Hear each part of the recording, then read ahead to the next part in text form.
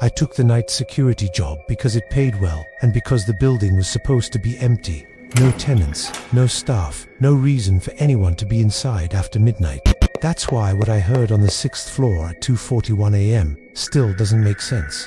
I was 27 at the time, recently laid off, and desperate enough to accept a job without asking too many questions. The building was an old corporate tower just outside a small city in the Midwest. 12 floors, concrete walls, windows that didn't open, the kind of place that felt outdated the moment you stepped inside. The company that owned it had moved out years earlier. It was waiting on demolition approval, stuck in some legal limbo that kept it standing longer than it should have. My job was simple: sit at the desk in the lobby, watch the security cameras, do a patrol every 2 hours, call the police if anything looked wrong. Before I signed the contract, the supervisor told me the same thing twice. This place is empty. If you hear something, it's pipes. If you see something, it's reflections. I believed him. The first week was boring in the worst way.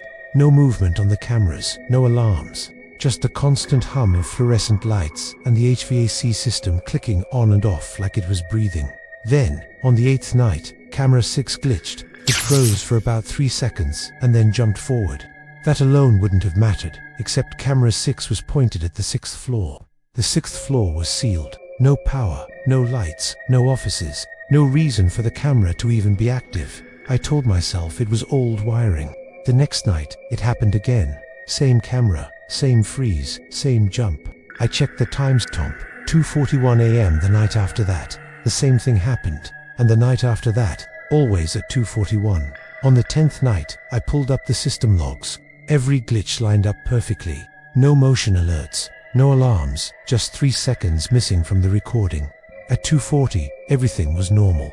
At 2:41, the feed froze. At 2:42, nothing unusual. That's when I noticed something else. The temperature sensor for the 6th floor dropped by 4 degrees every time the glitch happened. Only that floor, only that minute. I called my supervisor. He was quiet longer than I expected. Then he said, "Don't patrol the 6th floor anymore." I asked him why. He said, "It's not on your route." It was. I checked the map pinned behind the desk. Before I could say anything else, he hung up. On the 12th night, I broke protocol. At 2:35 a.m., I took the elevator up.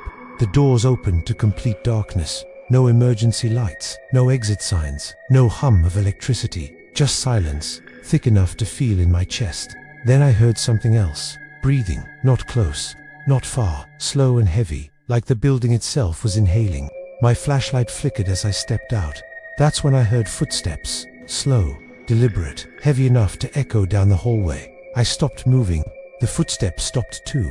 Then a voice came from the dark. It said my name, not shouted, not whispered, just spoken, calmly, like it had always known it. I didn't respond. I ran. I didn't wait for the elevator. I took the stairs 2 at a time and didn't stop until I hit the lobby. At exactly 2:41 a.m., every monitor on the desk went black at once. When the screens came back on, camera 6 was gone. Not broken, not offline, deleted. The next morning, my supervisor told me my contract was terminated. No explanation, no argument, just a short email and a final paycheck. A week later, I looked up public records for the building.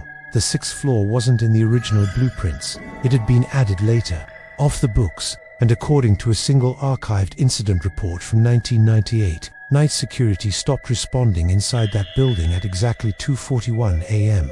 If you're watching this late at night, check the time. Some buildings remember who's inside them.